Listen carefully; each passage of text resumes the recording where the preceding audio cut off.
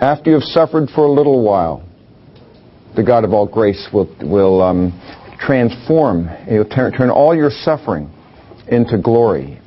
And the idea is that when you stand before Him, there will never again be any pain, sorrow, mourning, tears. The first things have passed away, I make all things new. The most you're ever going to suffer of adversity and affliction is just a few decades. That's it. Then never again. Now the question is, can we gain this perspective in this very brief period that we call the Shadowlands, this present darkness? Can we contextualize this very, very short life in the light of that which is going to go on forever? If we can begin to do that, then the glory of heaven infuses even our present and our past. So that if we allow that to become something, it gives us a point. It doesn't minimize the pain. It doesn't say that we deny that. It doesn't mean we don't wrestle with it. But it gives us a point of view that causes us to see that we are involved in great matters. Matters that are above our head. So that when a parent, for example, has to hold a child down so that the doctor can give him an injection, a 2-year-old, and the child cries out, "Why are you allowing him to do this to me?" Can you really give him a good account? He's got to hurt you to make you well? You see? If that's true of a 2-year-old, we're really relative to God, we're not a whole lot more sophisticated than that. You should stop and think about it. And so there are going to be things that will happen, and if we have a composed and quieted soul that rests in Him and in His embrace and in His love. And one of the most important things you have to ask yourself is, what is God thinking when He looks at you? Very important idea. What is the heart of God when He looks at you? And unless you grasp that the Father Himself loves you and desires what's best for you, you're not going to be able to trust Him. So it comes down to these two questions then. If I believe that God's truly in control, even though I don't understand His ways, and secondly, if I believe that He really does want what's best for me and has the power, therefore, to bring it about, then I can trust Him enough to obey Him in this life of uncertainty. So that not everything we question is explainable to us when we're young. But as Jesus told His disciples when He was about to go away, and they had great anxiety.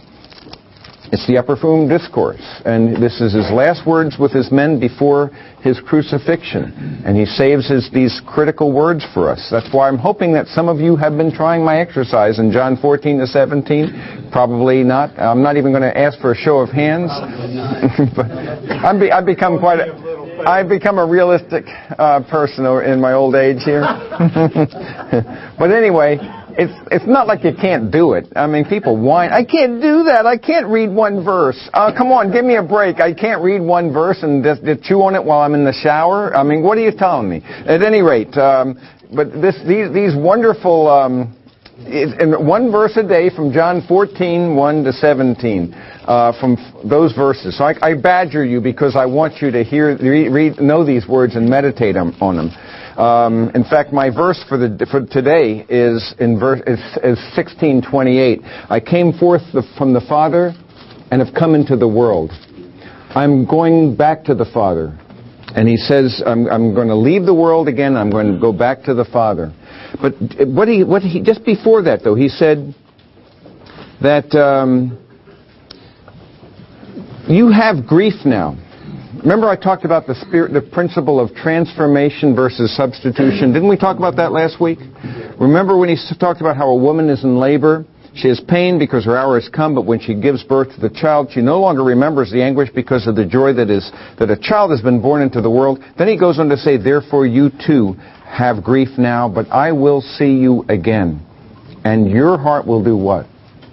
It will rejoice. And no one will take your joy away from you. In that day, you will not question me about anything. So He says you will be satisfied, and no one's going to take your joy away from you. Just yesterday I sent this verse along with the other verse I use a lot, 1 Thessalonians 4:13. We grieve, but not as those who have no hope. To Jenny Honer, the wife of my professor, Harold Honer, at Dallas Seminary. I told you the story how I was with him just about 3 days before he went to be with the Lord. And I often like to wait a little bit. I'll do some things initially, but then I like to wait until a few weeks have passed and then come to the person. You see, when things settle down a little bit, now it's time for me to.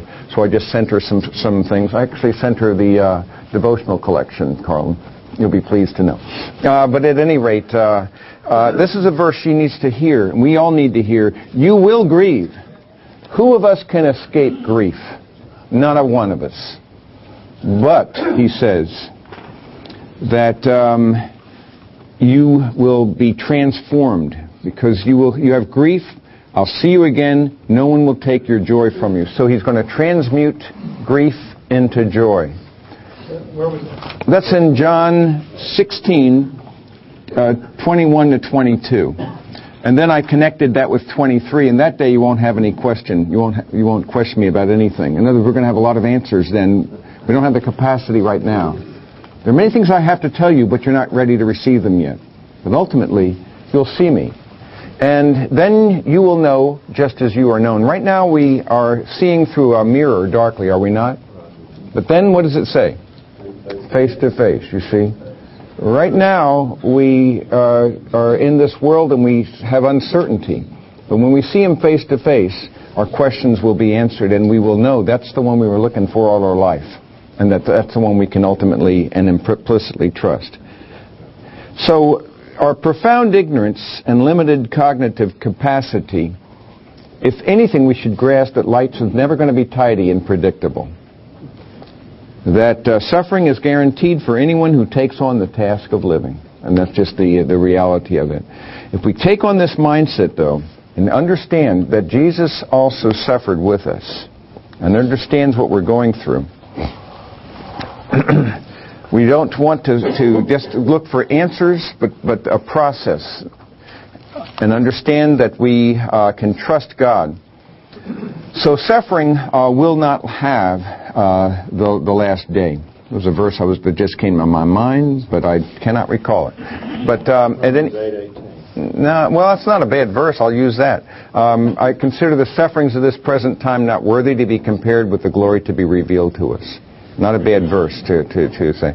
So if we can embrace that perspective, then we realize just a little longer, and you will have grief, but I'm going to transmute your grief into joy. And I'm not going to do it by substitution, but by transformation.